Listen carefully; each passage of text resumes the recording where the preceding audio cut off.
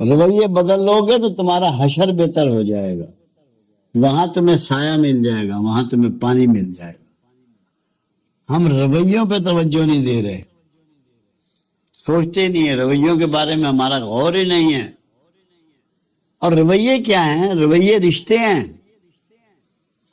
سب سے پہلے آپ بیٹا ہیں، پھر بھائی ہیں، پھر شوہر ہیں، پھر باپ ہیں، پھر سسر ہیں، کہیں ملازم ہیں، کہیں مالک ہیں، ایک ملک کے شہری ہیں، اس کے قوانین کی آپ پر پابندی لازمی ہے۔ جس مرضی ملک میں رہتے ہوں، جہاں بھی مسلمان رہتا ہے، اس ملک کے قوانین اس نے ہر قیمت پہ ان کو آبزرو کرنا ہے، ان کے مطابق زندگی گزارنی۔ یہ رویے ہیں جو رشتوں میں بکھرے ہوئے ہیں۔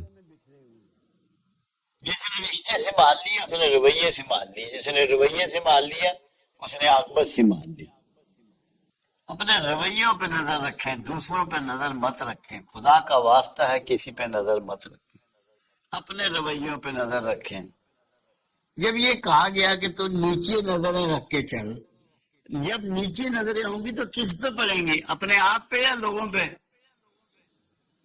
قرآن کہہ رہا ہے کہ نظریں نیچی، پردے کا جو حکم ہے پہلے مردوں کو ہے، خواتین کا حکم بعد میں ہے۔ اوڑھنیاں ڈال لو اور اپنی زینت کی جگہوں میں چھپاؤ، پہلے مردوں کا ہے کہ اپنے نگاہیں نیچی رکھو۔ تو نیچی نگاہ تو کسی پہ پڑ ہی نہیں سکتی، کسی کی بلڈنگ پہ نہیں پڑ سکتی، کسی کی گاڑی پہ نہیں پڑ سکتی، ٹیمپٹیشن پیدا ہی نہیں کر سکتی، حرص و ہوا میں ہمیں مبتلا ہی نہیں کر سکتی ہماری آنکھ۔ رویے بدلیں اپنے روٹین میں۔ اسٹیج پہ کھڑے ہو کے باتیں کرنا کوئی اتنا مشکل نہیں ہوتا، بڑی ٹریننگ ہے لوگوں کی، لوگ رٹے لگا لیتے ہیں، کتابیں پڑھتے ہیں، گفتگو جو ہے تنہائیوں میں شیشے کے آگے کھڑے ہو کے پریکٹس کرتے ہیں، وہ کچھ بھی نہیں ہے، تو کچھ نہیں ہے۔ آپ کے رویے کے بعد کملی والے کا کہے آدمی کہ یہ غلام ہے کملی والے کا، آپ کو نہ بتانا پڑے کہ میں مسلمان ہوں، نو نو نو، وقت کہے، زمانہ کہیں، لوگ کہیں کہ یار یہ تو محمدن لگتا ہے، یہ تو کملی والے کے طریقے پہ ہے، ان کا غلام ہے، ان کا ماننے والا ہے۔ آپ کیوں تعارف کروائیں؟ تعارف کی تو ضرورت ہی نہیں ہے، آپ کا تعارف آپ کا رویہ ہے۔ آپ دیکھیں کہ جب پہلی دعوت دی بنو ہاشم کو، اللہ کے حبیب صلی اللہ علیہ وسلم نے جملہ کیا کہا؟ میں نے ایک وقت تم میں گزارا ہے۔ یہ نہیں کہا میں سچا، یہ نہیں کہا قرآن سچا، یہ نہیں کہا اللہ سچا۔ سٹرینتھ کس کو قرار دیا گفتگو کرنے کے لیے، دعوت کے لیے؟ معاشرے میں گزارے ہوئے وقت کو۔ آپ ایسا کر سکتے ہیں دعوت کے لیے؟ کہیں پہ جا کے یہ بات کر سکتے ہیں کہ میں نے ایک وقت تم میں گزارا ہے؟ اگر یہ نہیں کر سکتے تو خدا را اس کی تیاری کیجئے کہ آپ کہہ سکیں کہ میں 20 سال سے تم میں ہوں، بتاؤ یار میں نے کیا گھپلا کیا ہے، کوئی خرابی کی ہے تو مجھے پکڑ۔ یہ سٹیج ہمارے پاس ہونی چاہیے کہ کوئی، میں ایک بات اور کہتا ہوں، وہ کام مت کر جس کی تجھے وضاحت دینی پڑے، بس۔ وہ کام کیوں کرتا ہے جس کی تجھے وضاحت زمانہ تجھ سے مانگ لے، لوگ مانگ لے، معاشرہ مانگ لے؟ وضاحت جس کی دینی پڑے وہ کام مت کر، ایکسپلینیشن نہیں دینی۔ اتنی سادہ زندگی گزار، اتنی پاکیزہ صاف ستھری عام زندگی جو ہونی چاہیے۔ عام آدمی کی زندگی بہت بڑھیا ہے، اس کے ہاتھ اور زبان سے معاشرہ محفوظ رہتا ہے۔ وہ زندگی گزارو جس سے کسی انسان کی جان مال ناموس کو آپ کے ہاتھ اور آپ کے زبان، آپ کے کسی رویے سے کوئی نقصان نہ ہو۔ یہ اگر آپ نے کر لیا تو آپ کامیاب ہیں، کملی والے کے راستے پہ ہیں۔ جتنا مرضی دور ہو، 14 سے 45 سال ہو گئے، کوئی مسئلہ نہیں، کوئی دوری نہیں ہے۔ آپ یہ کہہ نہیں سکتے کہ رسول تھے، یہ نہیں کہہ سکتے آپ، تو پھر دوری کا ایک ہی ہے، رسول تو ہیں۔ جب رسول ہیں تو پھر دوری نہیں ہے. پھر ہم ماضی کی بات نہیں کر رہے ہیں، ہم تو آج کی بات کر رہے ہیں. لوگ اس کو ماضی کی بات کرتے ہیں، ماضی نہیں ہے. رسول کا ہونا ماضی نہیں ہے، آج ہے. لا الہ الا اللہ محمد رسول اللہ صلی اللہ علیہ وآلہ وسلم آج ہے.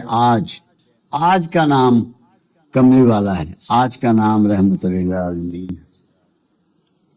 اس لیے ماضی کی بات آپ مت کریں، آج کی بات. پرافٹ کی بات جب کرتے ہیں تو آج کی بات ہے، قرآن کی بات جب کرتے ہیں ابھی کی بات ہے. تو ہمیں اپنے رویوں پر نظر رکھنی ہے. سادہ زندگی، کم سامان کے ساتھ زندگی، کم گفتگی کے ساتھ زندگی، بے مقصد سفر چھوڑ دیں، بے مقصد بات چھوڑ دیں، بے مقصد چیزیں خریدنی چھوڑ دیں. زندگی کو آسان کریں اور سادہ کریں. اگر کر لیا تو باخدا بڑی کامیابی ہو، بڑی کامیابی.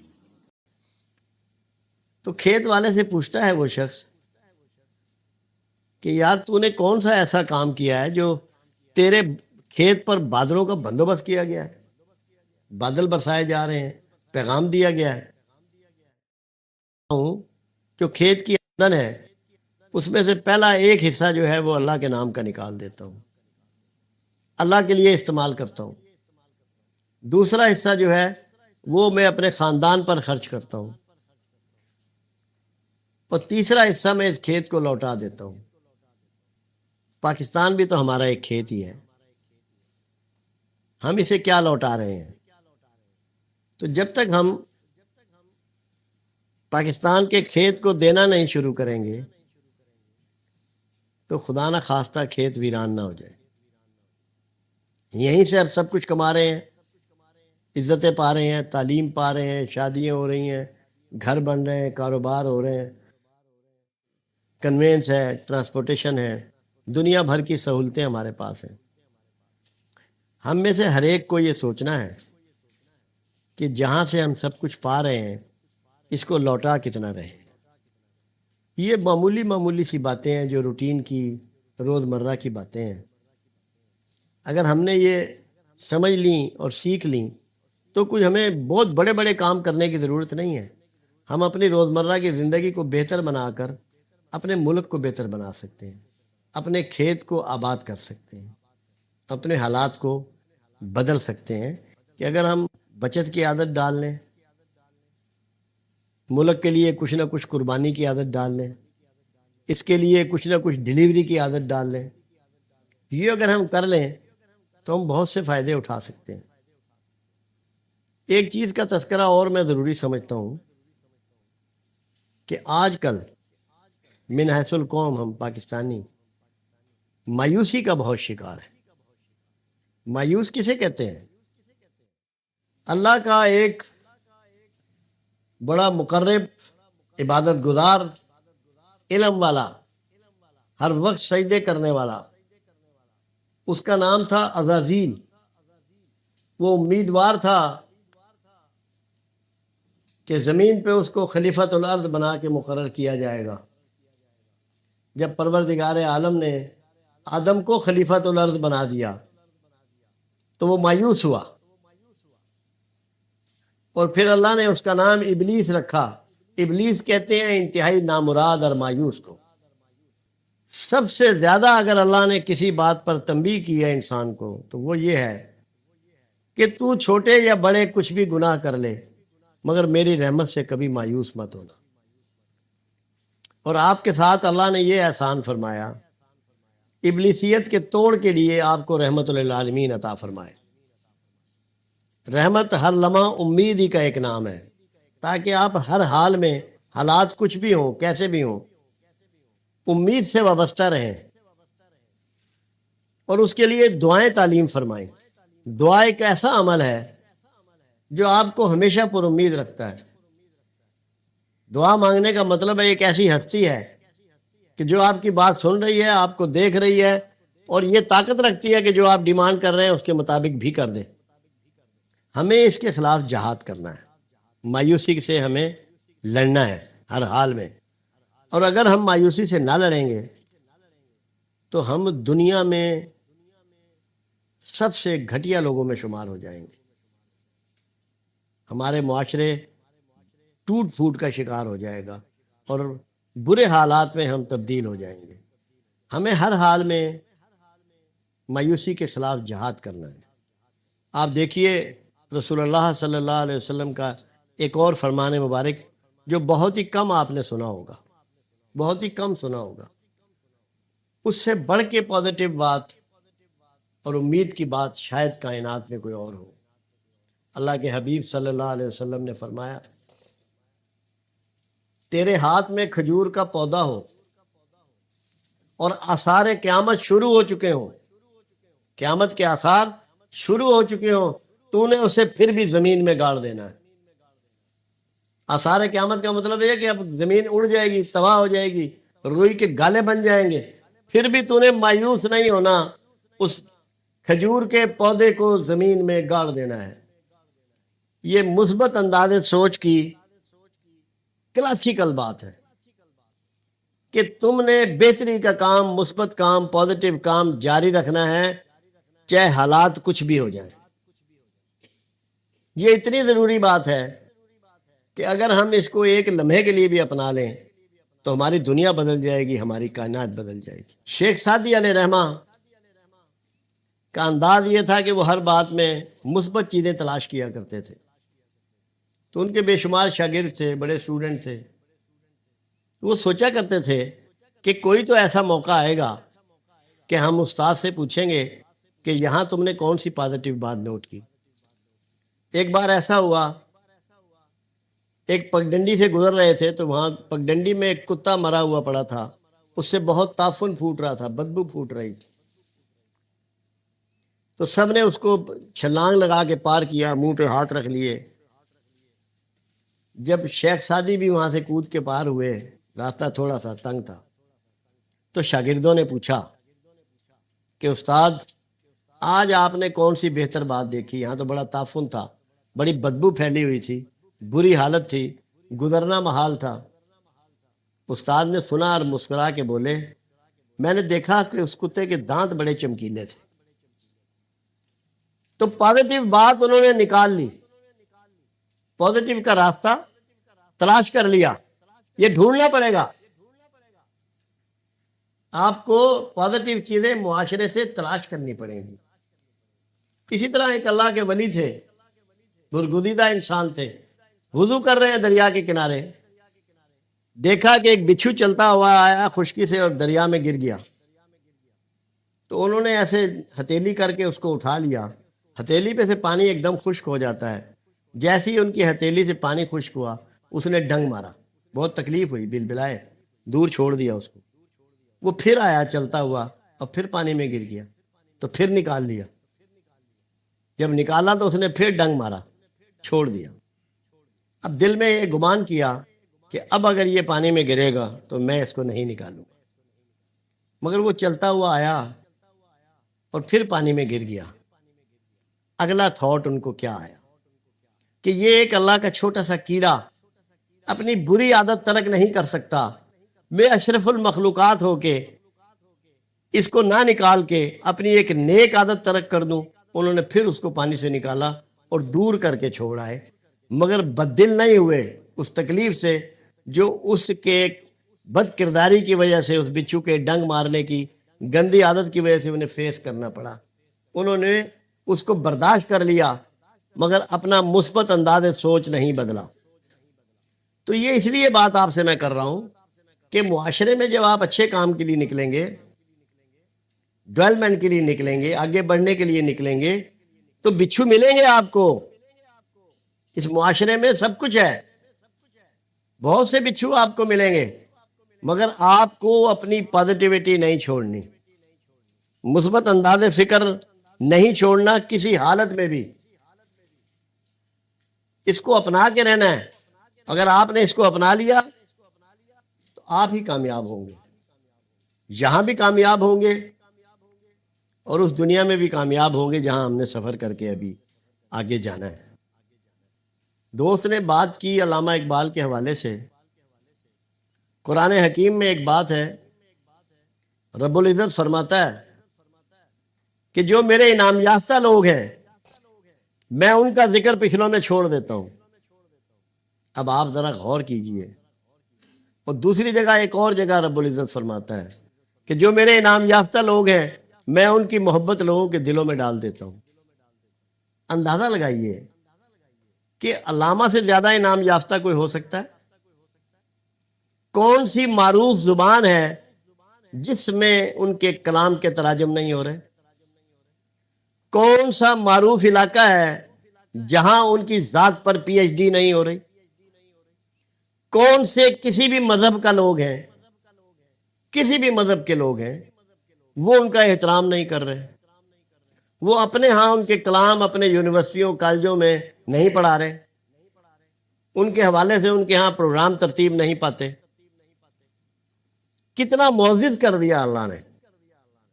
کیا یہ بغیر سبب کے ہوگا کہ علامہ کو اللہ پروردگار عالم نے اتنا معزز کر دیا کہ اس کا نام پچھلوں میں چھوڑ دیا اور بے حساب چھوڑ دیا؟ اب جو کچھ ہونے جا رہا ہے اس کے بارے میں بھی بات کریں. مسلمان کو مسلمان کر دیا طوفان مغرب نے. طوفان مغرب آ رہا ہے، آپ سے نفرت کی جا رہی ہے،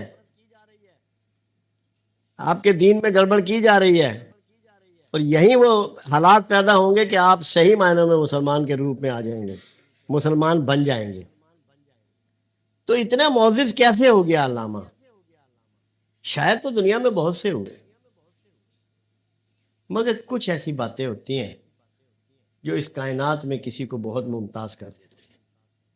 پروردگار عالم نے جب کریشن کی تو جتنی چیزیں تخلیق کی ان سب سے حضرت انسان کو سجدہ کروایا. سب نے آدم کو سجدہ کیا. یہ معزز کیا انسان کو کہ ساری چیزیں تیری فرما برداری کریں گی، تیرے آگے سرنگو ہوں گی، اور تو جس سے جو چاہے کام لینا چاہے لے سکے گا. مگر تیرا سر جو ہے یہ صرف میرے حضور جھکنے کے لیے ہے. تیرا سر میرے علاوہ کہیں جھکے گا تو تیری خودی قائم نہیں رہے گی، تیری غیرت قائم نہیں رہے گی. تو خودی بنیادی طور پہ ہمارا یہ شرف ہے جس کو علامہ نے سمجھانے کی کوشش کی ہے کہ تیرا سر اللہ کے حضور کے علاوہ کسی کے آگے جھکنا نہیں چاہیے. اگر تو کسی اور کو حاجت روا سمجھے گا، اللہ کے علاوہ دوسروں سے استناد طلب کرے گا، اللہ کے علاوہ کہیں سے امیدیں وابستہ کرے گا، کسی کی خوشامد کرے گا، تو خود ہی تیرے ہاتھ سے نکل جائے گی. انسان کی بنیادی حمیت اور غیرت کا عنوان انہوں نے خودی سے تعبیر کیا.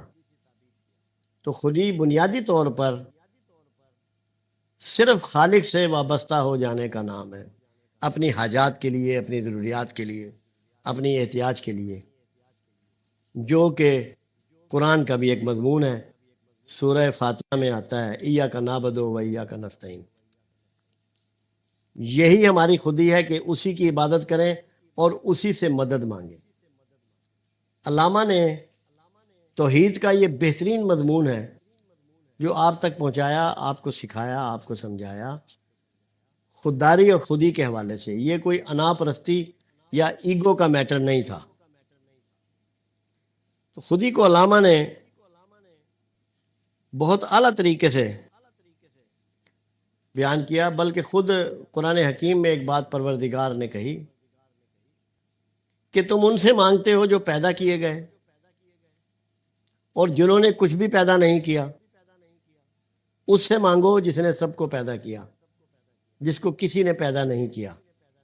اسی مضمون کو، اسی طریق کو علامہ نے خودی میں پیش کیا اور بہترین فلسفہ انداز میں توحید کو واضح کیا. توحید کا جس طریقے سے پرچار علامہ نے کیا، اللہ کو یہ انداز بڑا پسند آیا، اور ان کے معزز ہونے میں اس کا بھی بہت بڑا رول ہے، خودی کے فلسفے کا بھی. کیونکہ توحید کو جس خوبصورت انداز سے انہوں نے بیان کیا، اس سے پہلے کسی کو یہ حصہ نہیں ملا. یہ وہ فلسفی ہے جو علامہ کی پہچان میں سے ایک پہچان ہے۔ علامہ کی ایک پہچان اور ہے، وہ تصور شاہین ہے۔ نہیں تیرا نشیمن قصر سلطانی کے گنبد پر، تو شاہین ہے بسیرا کر پہاڑوں کی چٹان۔ پھر ایک اور شعر میں بھی شاہین کی صفت آپ نے بیان فرمائی۔ اس مقصد پر بات کی جس کے لیے اللہ نے ہمیں پیدا فرمایا، عبادت پر۔ عبادت کے لیے صرف ایک بات سمجھ لیں، عبد کہتے ہیں غلام کو۔ مالک کے مقابلے میں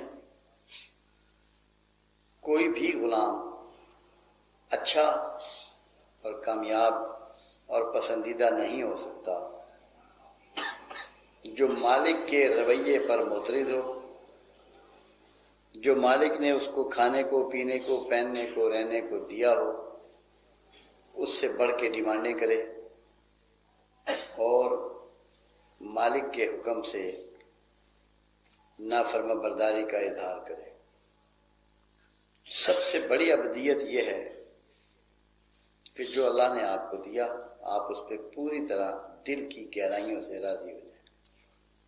اور جو ایسا نہیں کرتا، وہ باقی جو مرضی کرتا رہے، اس کی عبدیت اللہ کے ہاں مقبول نہیں۔ جنہوں نے غلامی کی ہے وہ غلامی کے آداب کو جانتے ہیں۔ بلال بن رواح المعروف بلال حبشی کا قول مبارک بہت حسین ہے اس معاملے میں، اگر سمجھ میں آ جائے تو میرا خیال ہے عبدیت سمجھ میں آ جائے گی۔ آپ فرماتے ہیں کہ غلام کی اہلیت یہ ہے کہ اس کی نگاہ مالک کے اشارے پر ہو اور کان مالک کی آواز پر۔ تو یہ تو عبدیت کی بات ہے۔ دوسری بات ابھی امجد صاحب علم کی کر رہے تھے، اس کی بے شمار تعریفیں بیان کر رہے تھے آپ سے۔ علم کے لیے دو چیزیں آپ سمجھ لیں۔ ایک وہ جب اللہ کے رسول صلی اللہ علیہ وسلم نے فرمایا کہ آخر زمانے میں اللہ علم کو اٹھا لے گا، تو اصحاب رسول نے سوال کیا کہ یا رسول اللہ صلی اللہ علیہ وسلم، کیا قرآن کو اٹھا لیا جائے گا؟ کیونکہ قرآن سے بڑھ کر کوئی علم ایک کتاب میں یکجا نہیں ہے، کیونکہ خود اللہ رب العزت کا یہ دعویٰ ہے کہ کوئی تر و خشک چیز ایسی نہیں ہے جس کا تذکرہ ہم نے قرآن میں نہ کیا۔ تو آپ نے علم کی تعریف میں جو فرمایا وہ میں آپ کو گوش گزار کرنا چاہتا ہوں۔ اللہ کے رسول صلی اللہ علیہ وسلم نے فرمایا ایسا نہیں ہے کہ قرآن اٹھا لیا جائے گا۔ آپ نے پہلے علم کی تعریف فرمائی۔ علم وہ ہے جو میں لایا ہوں، اس کو سمجھ کر جو اس پر عمل کرے گا وہ علم ہے۔ جو صرف اس کو سمجھتا ہے اور عمل نہیں کرتا وہ بھی عالم نہیں ہے اور وہ بھی علم نامکمل ہے۔ جو اس کو جان کر، جاننے کے ساتھ ہی اس پر عمل پیرا ہوگا وہ علم ہے۔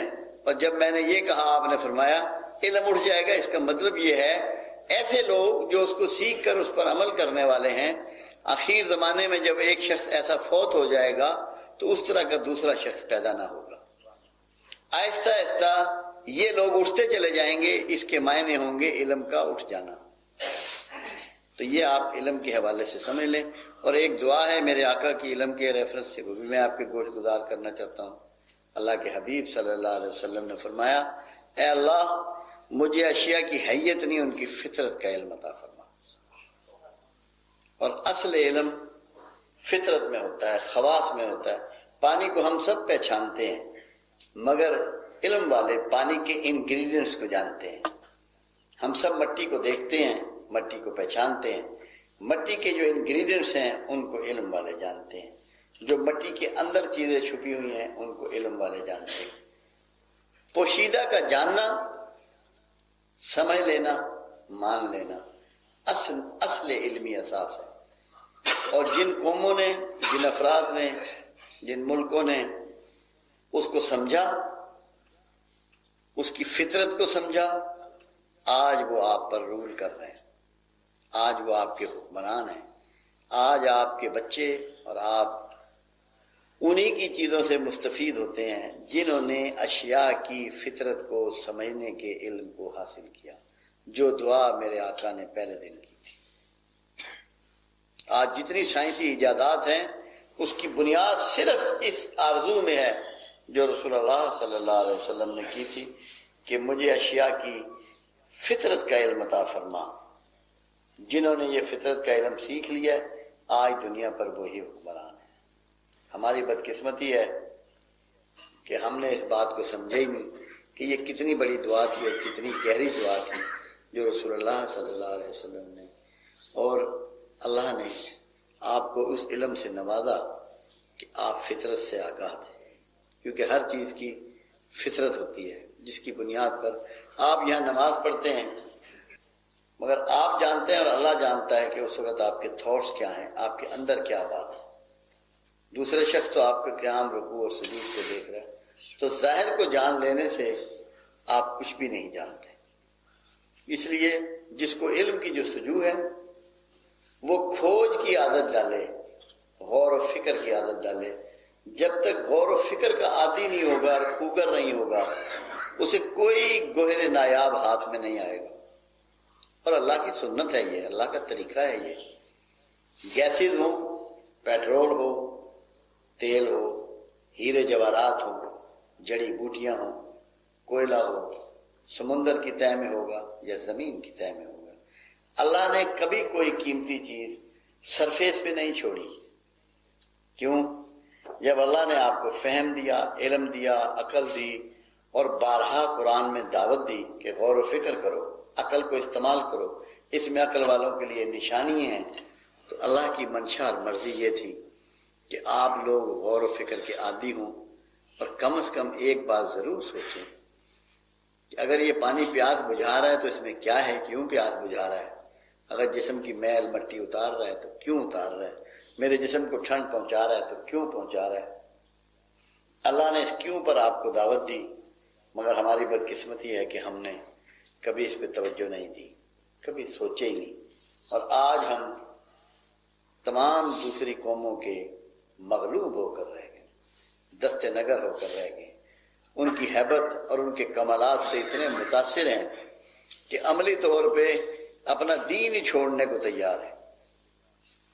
تو یہ بہت بنیادی بات ہے، انشاءاللہ اس کو بطور موضوع رکھیں گے۔ میں نے پچھلی جمعرات کو یہ عرض کی تھی کہ ہماری جو مفلوق الحالی ہے اور ہماری جو تدلیل ہے دنیا میں جو ہمیں فیس کرنی پڑ رہی ہے، اس کا بنیادی سبب کیا ہے؟ آپ یقین کر لیں، اس کا بنیادی سبب جھوٹ ہے۔ جھوٹ ہے۔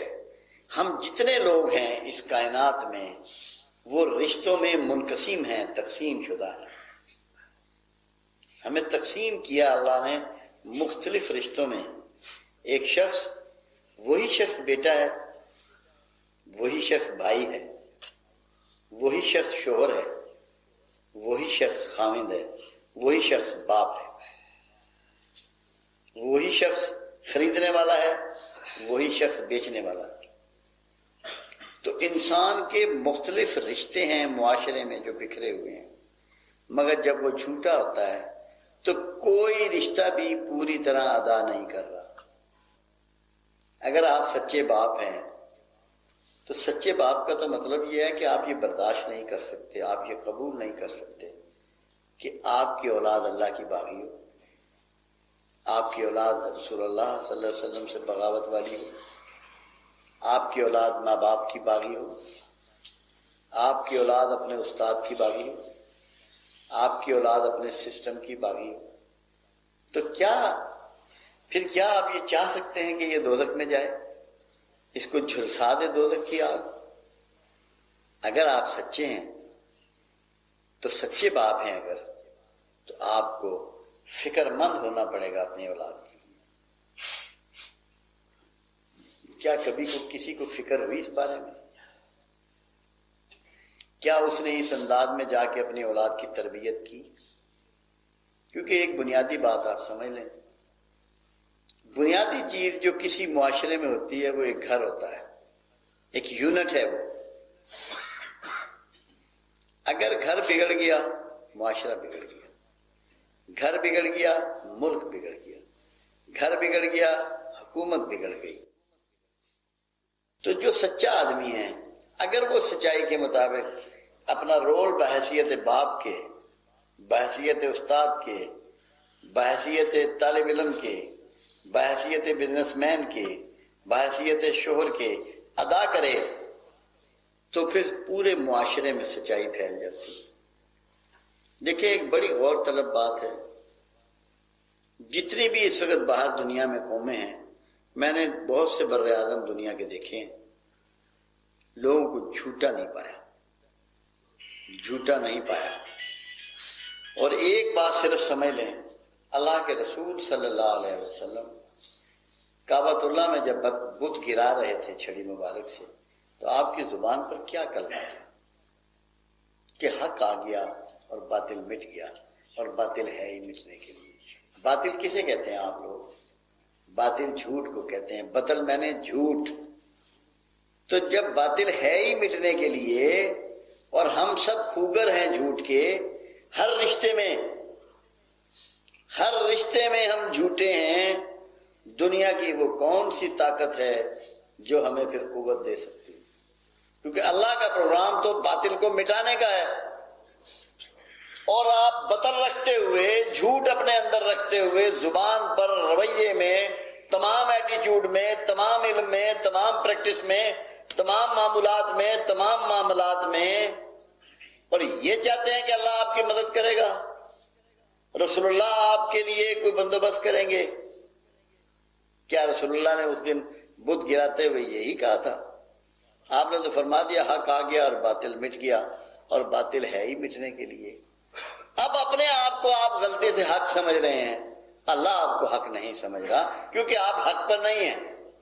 آپ نے تو اپنی زندگی کو جھوٹ کا اوڑھنا بچھونا بنا لیا ہے، پریکٹس جھوٹ کی بنا لی ہے۔ کیسے غرق نہیں کرے گا آپ کو اللہ؟ کیسے بچ سکتے ہیں آپ اللہ کے عذاب سے؟ قرآن حکیم میں عذاب کا ایک لفظ بڑا عجیب آیا، اس کے لیے رب العزت نے لفظ ادا فرمایا عذاب مہین۔ مہین انتہائی باریک چیز کو کہتے ہیں، وہ جو آئینہ ہوتا ہے نا، میگنیفائنگ گلاس، محدث آئینہ، اس سے بھی دیکھنا مشکل ہوتا ہے، اتنی باریک چیز، جیسے جرثومے ہوتے ہیں،